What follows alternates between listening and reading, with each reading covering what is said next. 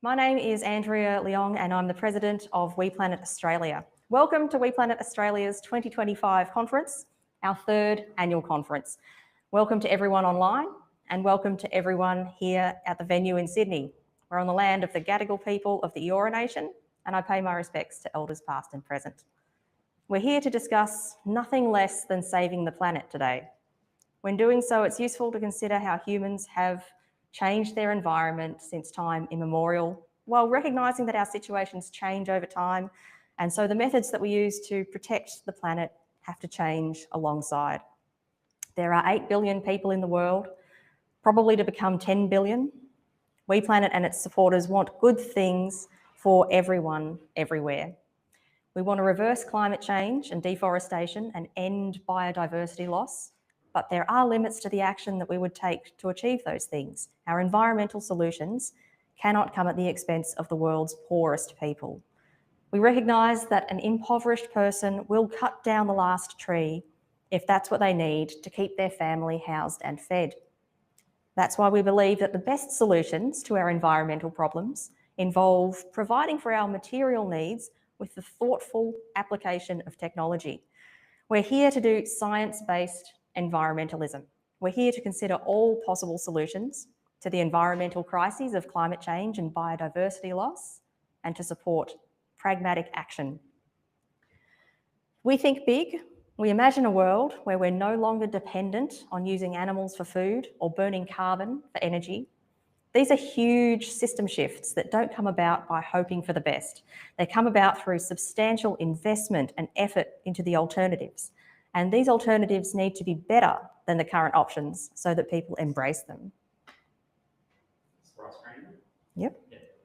Whether you're a founding member, a new member, avid supporter, or just curious, on behalf of WePlanet's organisers, I'm excited to welcome you all and our speakers today on the politics of our movement, what it takes to transform a food system, the folly in regressing to burning wood for electricity, and on local and global progress in nuclear energy. Now, I'm going to spend a moment talking about WePlanet Australia's practical work and then highlighting the work being done by our international counterparts. WePlanet is a global network of 10 national or regional organisations,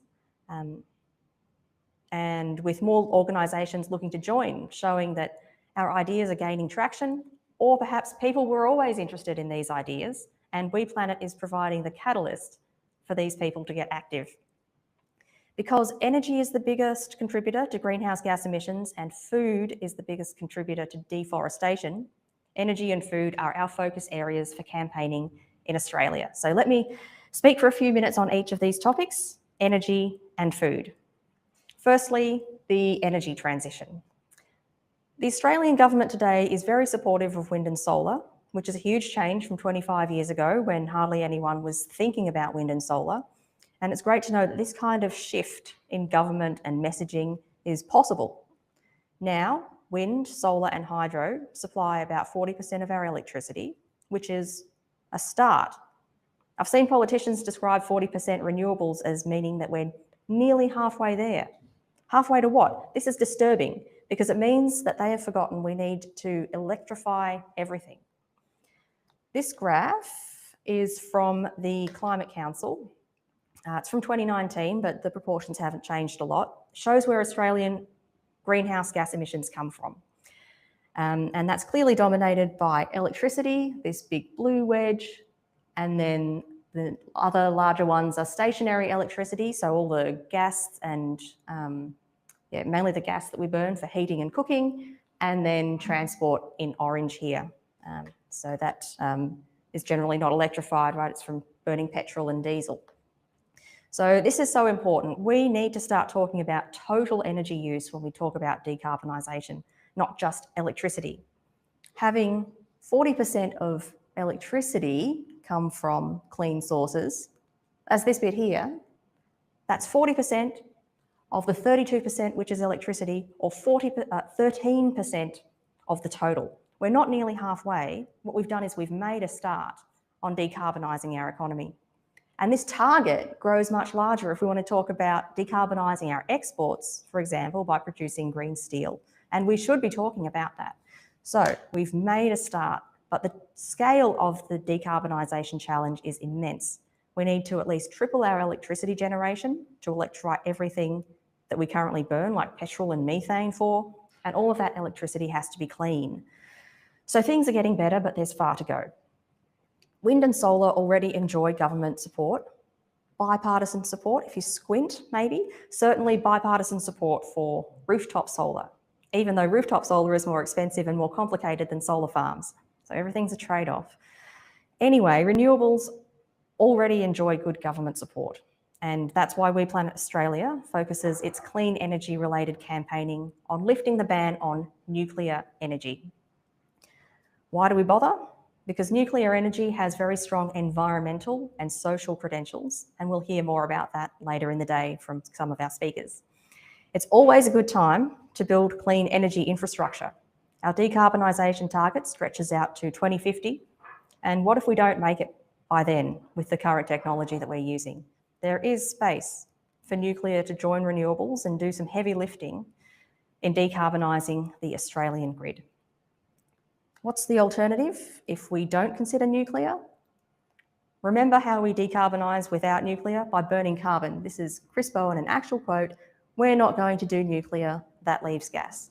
That is our Minister for Climate Change and Energy. So that's the alternatives that we're looking at. The gas-led recovery is here to stay with bipartisan support unless we demand better. And we do demand better. So what does WePlanet actually do? Here's a few things that we've done throughout the year since our last conference and annual meeting. About this time last year, we went to Morwell in Victoria's Latrobe Valley to hold a community information session on nuclear energy for this community that's going to be heavily affected by the transition away from coal.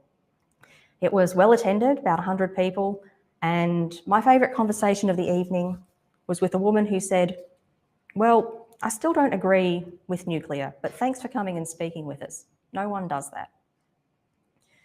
And then late last year, our federal government held a parliamentary inquiry into nuclear power. There's been lots, but they held another.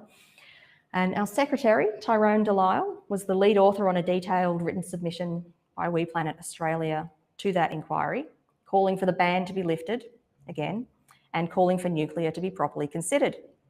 Tyrone was then called up to speak at one of the inquiry's hearings in Brisbane to deliver our message in person to the parliamentary committee. The same inquiry held a hearing in Sydney, so we held a pop-up event there on the street in front of the building where the hearing was taking place. While us ragtag activists were out the front on the street, Helen Cook, one of our speakers later today, was inside giving evidence to the committee, and we're stoked to have Helen speaking later today. And early this year, we held a couple of online discussions featuring Women for Nuclear, because it's important to see all sorts of people offering these points of view so that you can connect with people who share your point of view or who you might be interested in speaking with. Early this year, we held these discussions. The one featured here featured Paris Ortiz-Wines from Stand Up for Nuclear and Heather Hoff, who works at a nuclear power plant and formed Mothers for Nuclear when that plant was set to close earlier than it needed to. So we were very happy to make those connections and bring those discussions to our audience. This was all in the lead up to the federal election in May this year, where both major parties pledged to make nuclear energy an election issue. And they did, but then they stopped talking about nuclear a few weeks before the election and forgot about it by election day. I'm proud of the work that we did, not treating politics like a sports match where the most important thing is that your team wins, but advocating for policies that are good for people and good for the environment. Now on to our other major campaign area, food. Food doesn't get much political attention. On one hand, it should be front of mind for our politicians, given it's something that we all need daily, and Australia exports a lot of food too. Then again, what we talk about in food is new proteins, and maybe it's for the best that this flies under the radar politically, because it's a topic that is prone to being dragged into the culture wars. No one likes being told what to eat, and that's a topic that often gets jumped on. So, why do we look at food? The environmental effects of food production can't be ignored. Food production accounts for about 12% of Australia's greenhouse gas emissions, but the more striking statistic when it comes to food is that the great majority of deforestation in Australia and globally is for livestock farming. Half of our continent is given over to farming animals. Having said that about deforestation, I'm about to come straight back to the carbon emissions point. Most of the emissions from agriculture are made up of methane from livestock, it's cattle burps, and methane is a shorter lived but more potent greenhouse gas than carbon dioxide. We replace the trees with four-legged methane factories. The Climate Change Authority in Australia proposes to deal with this, and so do other authorities, propose to deal with methane emissions primarily through feed supplements for cattle.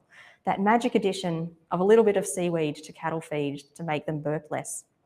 It's shown some promise in scientific trials, but just not to the degree needed. This is a peculiar collective Australian delusion that we can just feed cattle seaweed and that's a get out of jail free card for our agricultural emissions. It's the clean coal of agriculture. When we discuss energy, it's acceptable to talk about phasing out fossil fuels, but in the food sector, our governments aren't yet brave enough to talk about reducing the number of cattle on this continent as a necessary long-term goal. WePlanet Australia advocates for more investment in proteins from sources other than animal agriculture, so people can easily choose these options over slaughtered meat. It's not just the environmental reasons that we think it's important to have more of these options. This is one of our committee members, Andrea Leong. When he was little, at the farm he grew up on, engaging in normal behaviour, putting a lamb in a headlock. Most of us like animals. Most of us hate the thought of killing animals, and most of us like eating animals. Most of us eat meat and live with a cognitive dissonance. I eat a little bit of meat. In Australia, 1 or 2% of us are vegan, 5% vegetarian, but a quarter of us try to eat less meat, according to surveys. So we know there's an unmet demand for alternatives. I think it's uncontroversial to say there is a degree of wrongness to killing animals for food if we have access to alternatives that provide the same nutrition. And I say this as someone who occasionally eats meat. I also think it's good to participate in your cultural traditions to the extent that you want to, and that includes food traditions, and that often includes meat. So now in rich parts of the world, at least, we've got no shortage of alternatives. There's plant proteins, which have always existed. Lentils are older than humanity. But now we can process plants to take the place of meat-based food, and we have high-tech, newer options like precision fermentation, and there's cultured meat on the horizon. Precision fermentation, bit of a mouthful, involves getting microbes to produce any protein we want. For instance, milk or egg proteins without the cow or the chicken. Cell-cultured meat involves taking cells from an animal and growing it industrially to produce meat without slaughter. A couple of months ago, I ate cultured meat for the first time. It has just become available in Australia. Australia is only the 4th country in the world to approve cell-cultured meat, and this was an advocacy win. WePlanet Australia was among the people and groups making a submission to our food regulator for ZANS, supporting this approval, highlighting the advantages for the environment, animal welfare, food security, and food choice, while eliminating the risk of animal-borne disease. So what was it like to eat this cell-cultured meat? On a sensory level, eating it was great, it was nice, it was meaty, but knowing that I was eating meat that didn't involve slaughtering an animal was a profound experience. I've been waiting so long for this technology to become a reality, and there I was eating something new. Not just new to me, but a new food, new to the world. This technology, I believe, will become the basis of the next techno-ethical shift. Techno-ethical shifts happen when technology and ethics converge in a way that causes us to change our behaviour. An example I'll give from the last century is whaling. It's a common misconception that the discovery of crude oil in the 1800s saved the whales. Guess when whaling peaked? We killed the most whales by far in the 1960s. Thanks to diesel ships, whalers could hunt further from the shore in deeper waters. The discovery of oil actually turbocharged whaling, and we nearly sent a few species extinct. We stopped whaling when we decided that we should not kill whales, that we value whales, and we signed international agreements to that effect. In that case, the technology to replace whale products existed and the ethics caught up. We had a techno-ethical shift. In the case of eating animals, many of us already hold the ethics. Many meat eaters regret that animals die for us to eat meat and find it particularly distasteful that animals are factory farmed, evidenced by the fact that meat eaters often buy free range if they can afford it. But the planet simply does not have enough space for everyone to eat the amount of free range meat that they might like. So now the technology of cultured meat is catching up and is on the cusp of providing a viable culinary alternative for people who want to eat meat as an alternative to slaughtered meat. And we're on the verge of another techno-ethical shift. The techno-ethical shift might be slow, but it's faster than waiting for people to turn vegan, which is why WePlanet Australia advocates for these technologies. So on our work in that area of food, here we are making friends and influencing people at the Alt Proteins conference last year. That's Australia's biggest conference on new proteins. So thanks to our members, Murray and Jonathan, for attending and reporting back on the latest progress. We held a stall at the Sydney vegan markets here. Thank you, Leon and Rowan, for giving up your afternoon there. We had some great conversations and got signatures for our McChoice campaign. We're petitioning McDonald's Australia to just be normal and offer plant-based burgers, just like McDonald's in many countries around the world. Whether or not you eat McDonald's, McDonald's sells a lot of burgers every day. And in Australia, they don't offer a plant-based version. And Andrea, Finno and I made a trip to Canberra recently for another Future Food conference where we connected with more of Australia's cellular agriculture companies, which is taking off. Now, quickly onto some WePlanet International updates. As I mentioned, WePlanet is a global network of organisations who share the goal of liberating nature and elevating humanity. Tyrone and I were privileged to represent the Australian chapter at WePlanet's international gathering last month, hosted by our oldest chapter, WePlanet Finland. They were founded as the Finnish ecomodernists 10 years ago. Activities included a visit to this site, the Olkiluoto power plant, which is on a gorgeous peninsula on the western coast of Finland. We also went to the Solar Foods factory, where we tasted space-age culinary creations made with protein produced by precision fermentation by a bacteria that metabolises hydrogen and CO2, carbon dioxide gas, instead of sugar. The main event was the Reboot Food Festival, a full-day conference focused on sustainable proteins, and the week concluded with workshops that skilled up us WePlaneteers. That was a hugely energising experience and reminded me how to practice what I preach in holding hope that we can make change, because we actually are. For instance, being influential within the Finnish Greens, the Finnish eco-modernists, now WePlanet Finland, they were influential within the Finnish Greens, and now the Finnish Greens are the first Green Party in the world to support nuclear energy, and a couple others have followed. I also wanted to let you know about WePlanet Africa and their Just Stop Cooking campaign. So WePlanet Africa is made up of WePlaneteers in Kenya and Uganda. The problem is that hundreds of thousands of people in Africa die early from the effects of indoor air pollution, and that's largely from cooking with charcoal where there's no alternative, so no gas or electricity. Children are the worst affected. Until reliable electricity is available, the best alternative for these people to cook is LPG. That's liquid petroleum gas, the type of gas in barbecue cylinders, which we enjoy cooking with often. It burns without smoke, while the trees that would have been cut down are left standing and continue to draw down CO2. And yet, the World Bank, which finances green initiatives, will not fund LPG for communities that have no alternatives to cooking with charcoal because it's a fossil fuel. The campaign page starts with a satirical call for Africans to just stop cooking because charcoal is too dangerous. But the global north doesn't want to invest in LPG as a transition fuel. So just stop cooking. But then it gets serious. This campaign really made me stop and think and realise that every option has to be considered relative to what's actually happening now, not compared to the ideal future that hasn't arrived yet. It's challenged me to look at fossil fuels as a rung on a ladder, more damaging to the environment and human health than clean electricity, but less damaging than burning forests.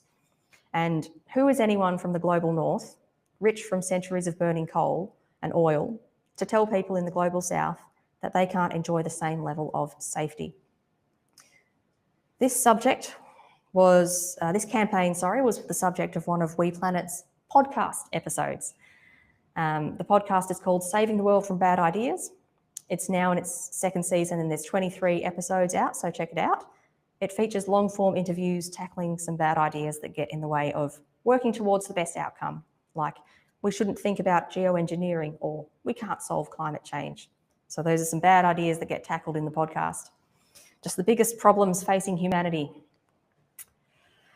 So it's been said that the world is facing a polycrisis where ecological, social, political and economic problems overlap and amplify each other. Faced with a polycrisis, we have to look for poly-solutions. If there are many problems, let's find some of the many solutions and get stuck in. This is what we do at WePlanet, and hopefully I've managed to articulate why we do it. You and I are here today because we still hold hope. We don't want the world to be devastated by extreme weather events and the wars that it foments. And while there's still something we can do, we will do it. We find our hope not in degrowth and turning away from modernity, but in the possibility of decoupling our living standards from environmental impact. We find hope in action and by tearing ourselves away from doom scrolling. It's hard to feel this way sometimes, that our systems need to be reoriented and knowing all that we can do is push little by little each day. But humans break things and then we fix them. That's the story of humanity. And over time, we tend towards a better world for people and the species that we share the planet with, as long as we keep pushing for it. So we're pushing for a better world, something better for everyone, better for people, better for the environment, better for animals. This is ecohumanism, and this is how we do it. Thank you.